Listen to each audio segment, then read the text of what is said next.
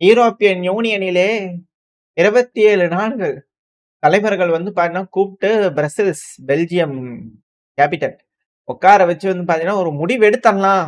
உக்ரைனுக்கு என்ன பண்ணலாம்? ஆ? ரஷ்யாவோட காசுல கை வச்சிடலாமா? உக்ரைனுக்கு உதவணுமா இல்லையா? $200 பில்லியன் அங்க இருக்கு. ஃப்ரோஸ் பண்ணி வச்சுக்கிறோமே. கையெல்லாம் அரிக்குது. என்ன பண்ணலாம்? அதுல கை வைக்கலாமா வேண்டாமா? உக்ரைனுக்கு டைவர்ட் பண்ணி உதவணுமா இல்லையா? ரஷ்யானால தானே உக்ரைனுக்கு. இப்ப ரஷ்யா காசு எடுத்து கொடுக்கணும்ல அப்படிங்கிறத வந்து பார்த்தா யூரோப்பியன் யூனியன் தரப்பு வந்து பேசியிருந்துக்கிறாங்க. ஒண்டர்லா அவர்கள் ஒண்டர்ஃபுல்லா பேசணும் அப்படிங்கிற யோசிக்கிறேன். தலைவர்கள் அதுவும் குறிப்பா ஹங்கேரி, பெல்ஜியம், இத்தாலி போன்ற நாடுகள்லாம் முடியவே முடியாது. அதெல்லாம் முடியாது. அதெல்லாம் தப்பு. திருட்டு வேலை அதெல்லாம். ரஷ்யா காசுல எடுத்து வைக்க முடியாது. அதெல்லாம் தப்பு அப்படிங்கிறவங்க அவங்க தரப்புல இருந்து கடுமையான ஒரு அதிர்வலைவுகள் இருந்தனால சரி விட்டுறலாம். சரி வேண்டாம்.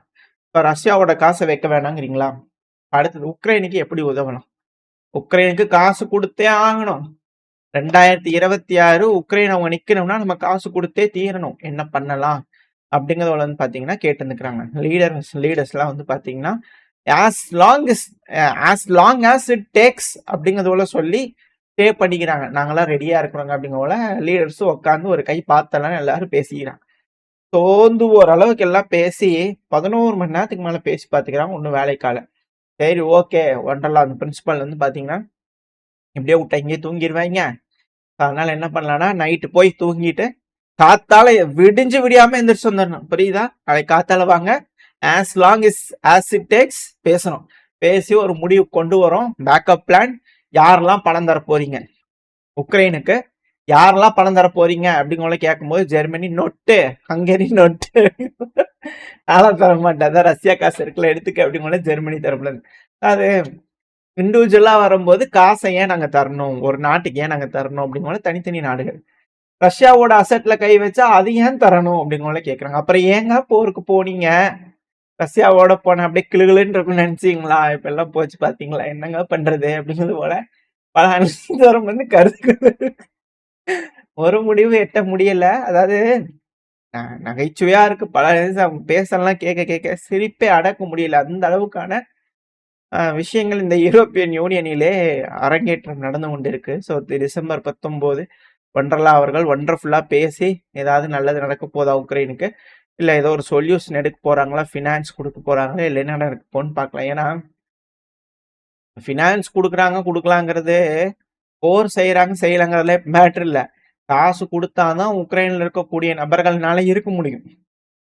ஏன்னா ஒண்ணுமே இல்லை உக்ரைன்ல. எல்லாம் சல்லியா நொறுக்கி விட்டாங்க. ஒரு இன்ஃப்ராஸ்ட்ரக்சர் இல்ல, ஒண்ணுமே இல்லை. எல்லாம் நொறுக்கி விட்டாங்க. ரஷ்யா முடிஞ்ச வரைக்கும் வச்சு செஞ்சுட்டாங்க. இப்ப அந்த நாட்டுல வந்து பாத்தீங்கன்னா கட்டமைச்சு கொண்டு வரணும்னா பணம் தேவை. எல்லாரும் சேர்ந்து கொடுத்தாதான் உக்ரைன் ஏதாவது மீண்டு வரும். இதுல உக்ரைன்ல இருக்கக்கூடிய மினரல்ஸ்லாம் 50% எழுதி வாங்கிட்டு போயிட்டாங்க. அமெரிக்கா ஒண்ணுமே பண்ணாம. இப்போ உக்ரைன் வேணும் அப்படின்னா என்ன பண்றது? இப்போ உக்ரைன்ல இருக்கக்கூடிய மக்கள்லாம் எதுவுமே இல்லைன்னா வின்டர்ல அகதிகளா யூரோப்ல தானே வருவாங்க. லட்சக்கணக்கான மக்களுக்கு மேல உள்ள வர ஆரம்பிச்சாங்கன்னா என்ன ஆகுறது அப்படிங்கிற கேள்விகள் இருக்கு. வெயிட் பண்ணி பார்ப்போம். இந்த இது முடிஞ்சிருச்சுன்னு வச்சுக்கோங்க. வெளியே வந்து எல்லாம் பேசுறாங்க, எல்லாம் செய்யறாங்க, பிடிக்கிறாங்க. அது 2வது கதை. ஆனா இது முடிஞ்சிருச்சுன்னு வச்சுக்க. இது முடிஞ்சிருச்சு. ஓகேங்களா? ஆஸ் பர் ஃபேக்ட் சில அனலிஸ்டுக்குள்ள வந்து பாத்தீங்கன்னா ஒரு டீல் ஒப்பந்தம்ங்கிறது வந்து பாத்தீங்கன்னா எட்டப்பட்டு விட்டது ரஷ்யாவுக்கும் அமெரிக்காவுக்கும் நடுவுல. இப்போ உக்ரைனை வந்து பாத்தீங்கன்னா ஏதோ ரெடி பண்ணாதானே யூரோப்னால ஏதாச்சும் செய்ய முடியும். இல்லைன்னா என்ன பண்றது? யூரோப்ல இருக்கக்கூடிய மக்கள்லாம் வந்து பண்ணி இப்போ உக்ரைனோட மக்கள்லாம் உள்ள வந்துட்டாங்கன்னா தீவிரவாதிகளா மாறலாம்.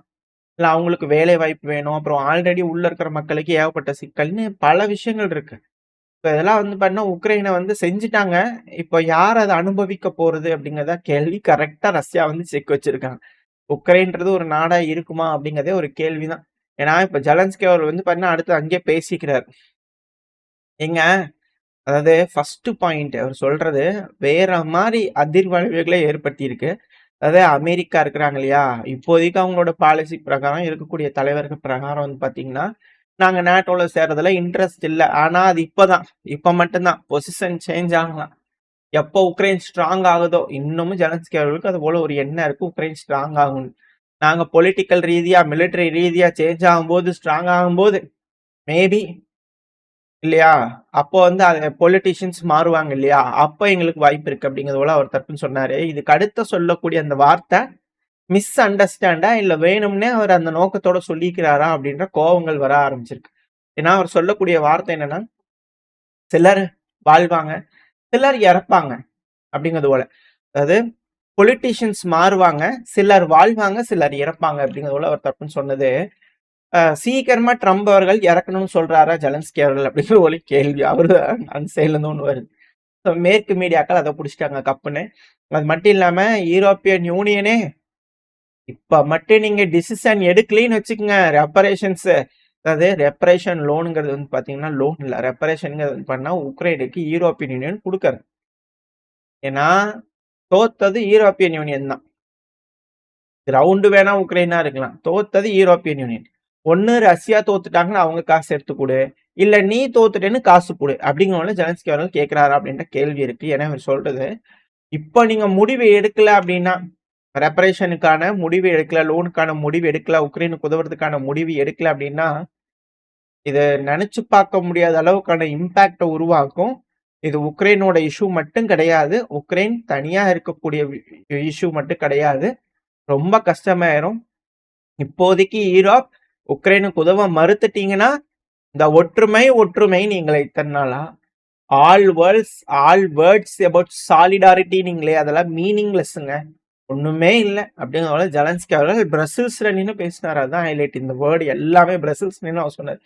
இதை விட இன்னொரு இன்ட்ரெஸ்டிங்கான விஷயம் என்னன்னா, யூரோப்பியன் யூனியன் மட்டும் இப்போ உக்ரைனுக்கு வந்து பினான்சியலி சப்போர்ட் பண்ணலன்னு வைங்க, இல்லைன்னா வேற மாதிரி ரொம்ப மோசமான ரிஸ்க் யூரோப் ஃபுல்லா போர் பரவுறதுக்கான வாய்ப்பு இருக்கு. EU ஃபுல்லாவே ரொம்ப ரிஸ்கா இருக்கும். இப்ப மட்டும் நீங்க பினான்ஸா எங்களுக்கு உதவி பண்ணல, யூரோப்பியன் யூனியன் திரும்பவும் உக்ரைனுக்கு பண்ணுவாங்க. எப்படி தெரியுமா? பிளட், அவங்களோட பிளட் வழியா எங்களுக்கு பே பண்ணுவாங்க அப்படிங்கிறது போல உக்ரைனோட அதிபர் பிரசில்ஸ் நின்று பேசிக்கிறார் ஜெலன்ஸ்கி அவர்கள். அதாவது Europe will pay in blood if Ukraine doesn't get funding. எங்களுக்கு பணம் கிடைக்கலனா நீங்க ரத்தத்தால பே பண்ணுவீங்க அப்படிங்கிற மிரட்டுறாரா அப்படிங்கிற கேள்வி இருக்கு. அதே இன்னொரு சைடு இங்க உக்ரைனுக்கே என்ன அக்கப்போர், இன்னொரு சைடு வந்து பார்த்தா ஃபார்மர்ஸ் ப்ரொட்டஸ்ட் சொன்னோம்ல, டயரை கொண்டு வந்து எரிக்கிறது, ஏகப்பட்ட அமுளி கும்பலி நடந்துட்டு இருக்கு பஸ்ஸஸ்ல. அதாவது நம்ம போன பதிவுல விளையாட்டுக்கு சொல்லியிருந்தேன், இந்த சாணி அடிக்கிற மிஷின் கொண்டு வந்திருந்தாங்கன்னா கொஞ்சம் நல்லா இருந்திருக்கும் அப்படிங்கிற போல. அங்க அதையும் எடுத்து வந்துட்டாங்க. ஒரு சைடு போலீஸ் என்னடானா தண்ணி அடிச்சு பாக்குறாங்க, இவங்க என்னடானா சாணி எடுத்து போலீஸ் மேல அடிக்கிறாங்க. எது பெருசு, தண்ணி பெருசா சாணி பெருசான்னு மாறி மாறி அங்க அடிச்சுக்கிட்டு இருக்காங்க. இங்க உட்காந்து பாக்கிறதுக்கு எப்படி இருக்கானா, ப்ரொட்டஸ்ட் வந்து பண்ணா ஃபார்மர்ஸ், நாளைக்கு அவங்க சாப்பிட்றதுக்கு சாப்பாடு தானே வேணும். அங்க இருக்கக்கூடிய விவசாயிகளுக்கு ஒரு முடிவு எடுக்க மாட்டாங்களே இங்க இருக்கக்கூடிய தலைவர்கள் அப்படிங்கிறது போல இருக்கு. ஸோ அவங்க லீடர்ஸோட அட்டென்ஷன்ஸ்லாம் வந்து பண்ணா ஃபார்மர்ஸ்க்கு வந்து பார்த்தீங்கன்னா கொண்டு வர்றதுக்காக ஆயிரக்கணக்கான ஃபார்மர்ஸ் இந்த ப்ரொட்டஸ்ட்ல வந்திருக்காங்க. வம்படியா ஸ்லோவாக்கியா, ஹங்கேரி இவங்கெல்லாம் சேர்ந்து உள்ள அனுப்பி விட்டாங்க போல தெரியுது போலான்லாம் அப்படிங்கிற போல சிலர் தரப்பு வந்து கருத்துக்கள் வருது. அங்க உள்நாட்டுல இருக்கக்கூடிய மக்களுக்கு அவங்க ஏத்தபடி எதுவும் ஒரு இது இல்லை. உக்ரைன்ல இருக்கிற மக்களுக்கு ஏடி தராங்களாமா, அந்த $200 பில்லியன் கை வச்சு இங்க ஃபார்மர்ஸுக்கு கொடுத்தாங்கன்னா உதவியா இருக்கும். அதை விட்டு போட்டு இவங்க கொண்டு போய் உக்ரைனுக்கு கொடுக்குறேன்னா அப்புறம் காண்டாகத்தானே செய்வாங்க அப்படின்னு கேள்வி இருக்கு. அது மட்டும் இல்லாம நேட்டோ செக்ரட்டரி மார்க் ரூத்தே அவர்கள் இருக்கிறார் இல்லையா, ஜெனரல் ரூத்தே அவர்கள், இப்போ அவர் வந்து பாத்தீங்கன்னா உக்ரைனை இப்போதைக்கு நேட்டோல சேர்த்துல, ஆனா அது வீக்னஸ் இல்லை. புட்டின் அவர்களே பீஸ் டீல், இவர் இப்பவே வந்துட்டாரு இந்த பாயிண்ட்டுக்கு. எல்லாம் சீஸ் ஃபயரு அந்த மாதிரி வேற மாதிரி யோசிச்சுட்டு இருக்காங்க. ஆனா இவர் இப்பவே அந்த பாயிண்ட்டுக்கு நேரா வந்து நின்றுட்டாரு. பீஸ் டீல் மட்டும் போட்டதுக்கு அப்புறம் இன்னொரு முறை ஏதாவது உக்ரைன் மேல அட்டாக் பண்ணலாம், அது பண்ணலாம்னு ஏதாவது யோசிச்சிங்களா, ரியாக்ஷன் வேற மாதிரி இருக்கும், அழிவுகளோட அளவு வேற மாதிரி இருக்கும் அப்படிங்கிறது போல பண்ணா அவர் தரப்பு வந்து மிரட்டல் இருக்கு. அதான் பாக்குறமே, உக்ரைன் மேல கையெல்லாம் வைக்க வேணாம், நீங்க எய்டு மட்டும் கொடுக்காம இருந்து பாருங்க அப்புறம் இருக்குது அப்படிங்கிறது போல அனலிஸ்டர் வந்து வந்துகிட்டு இருக்கு தகவல்கள்லாம். இல்லை என்னன்னா ஒடசா பகுதியில ஹெவியான அட்டாக், போன பதிவு நம்ம சொல்லியிருந்தோம் இல்லையா, இப்ப இந்த பதிவுல ஹெவியான அட்டாக் வேவ் பை வேவா பண்ணிட்டு இருக்காங்க. என்னமோ கண்டுபிடிச்சிட்டாங்க ஒடசால, இல்ல வேற ஏதோ திட்டம் போட்டாங்களா ரஷ்யா அப்படிங்கிறது தெரியல. ஏன்னா ஆல்ரெடி வந்து பாத்தீங்கன்னா ஒடசா பகுதியில ப்ரொட்டஸ்ட் ஆரம்பிச்சிருச்சு. மக்கள் வீதியில வந்து ரோட் எல்லாத்தையும் வந்து பண்ண பிளாக் பண்ண ஆரம்பிச்சிட்டாங்க. 6 நாளா தண்ணி இல்ல, கரண்ட் இல்லைன்னா அப்புறம் மக்கள் சும்மா இருப்பாங்களா? இவனேன்னு இருந்தாங்க, எங்கமோ டேங்கர் அடிக்கிற அதை அடிக்கிறேன்னு போய் அடிச்சு விட்டியப்பா, இப்ப பாரு அவங்க விட்டு பெண்டை நிமித்துறாங்க அப்படிங்கிறது போல அங்க இருக்கிற மக்கள் ப்ரொட்டஸ்ட் பண்ண ஆரம்பிச்சிட்டாங்க. ஆல்ரெடி கேட்கவும் ஆரம்பிச்சிட்டாங்க பார்லிமெண்ட்ல, உக்ரைன் பார்லிமெண்ட்ல இப்படி இருக்கும்போது தொடர்ந்து ஒடெசாவையே குறி வச்சு அடிக்கிறாங்க ரஷ்யா. ஸோ என்ன நடக்க போகுதுன்னு தெரியல. ஹெவியா பிளாக் அவுட் நடந்துகிட்டு இருக்கு ஒடெசா பகுதி முழுவதுமே. ஸோ பார்ப்போம் இந்த பகுதி இன்னும் எஸ்கலேட் ஆகுதா இல்லை என்ன ஆக போகுதுன்னு. அது மட்டும் இல்லாமல் அமெரிக்காவோட ரிகானிசான் விமானம் இருக்கு இல்லையா, இந்த நோவோசிவிர்ஸ்குள்ளேயே பூந்துரும் போல தெரியுது. அந்த அளவுக்கு வட்டம் முடிச்சுக்கிட்டே இருக்குது பொசைடன் ரக விமானம். இது இன்னொரு தாக்குதலுக்கு ஏதாவது ட்ரை பண்றாங்களா என்ன எதுங்க தெரியல. அப்படி ஏதாவது ஒரு தாக்குதல் நினைச்சுன்னா எஸ்கலேஷன். ஆல்ரெடி ஒரு க்ரூ இறந்துட்டாங்க, 2 நபர்கள் இறந்துட்டாங்க அப்படிங்கிறது பார்த்தோம். ஒரு போர்ட்ல இருக்கக்கூடிய கப்பல்ல தாக்குதல் பண்ணி ராஸ்டோவ் பகுதியில. இது எல்லாமே எஸ்கலேஷன் நோக்கி போயிட்டு இருக்கு. ஏன்னா இப்போ கிராஷிமா அவர்கள் வந்து பாத்தீங்கன்னா ஒரு ஸ்டேட்மெண்ட் கொடுத்திருந்தார் இல்லையா, அந்த பிரீஃபிங்லயே அவர் சொல்லியிருப்பாரு. அதாவது எஸ்கலேஷன் அந்த ஃபர்ஸ்ட் ஒரு இது, அதாவது நாங்க வந்து பாத்தீங்கன்னா 300 செட்டில்மெண்ட்டுக்கு மேல 2025ல மட்டுமே லிபரேட் பண்ணிக்கிறோம். 6300 ஸ்கொயர் கிலோமீட்டர் கிட்ட லிபரேட் பண்ணியிருக்கோம் அப்படிங்கிறது போல அவர் தப்பு மீட் எடுத்துக்கிறோம் அப்படிங்கிற அவர் தப்புன்னு சொன்னாரு. இதுல என்னன்னா இந்த கர்ஸ்க் பகுதி இருக்கு இல்லையா, அதுல மட்டுமே மோஸ்ட் ட்ரெயின்டான உக்ரைனோட ஆர்ம்டு ஃபோர்ஸ் வீரர்கள் 76,000 பேர்த்துக்கிட்ட வந்து பாத்தீங்கன்னா இந்த பகுதியில இழந்திருக்காங்க உக்ரைன் அப்படிங்கிறது போல அவங்க தரப்பு செய்திகள் வருது. கர்ஸ்க் செக்டார்ல மட்டும். ஏன்னா அதுல இருக்கிறவங்களாம் அதிகபட்சமான நபர்கள் மேற்கு நாடை சேர்ந்தவங்களா இருக்கலாம் அப்படிங்கிறது போல இருக்கு.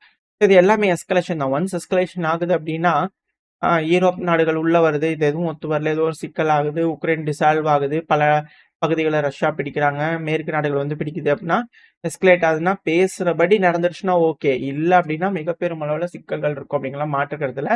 இன்னொரு சைடு பெலரூஸோட அதிபரான அலெக்சாண்டர் லுக்கஷெங்கோ அவர்கள் ரெடியா இருக்கிறார்.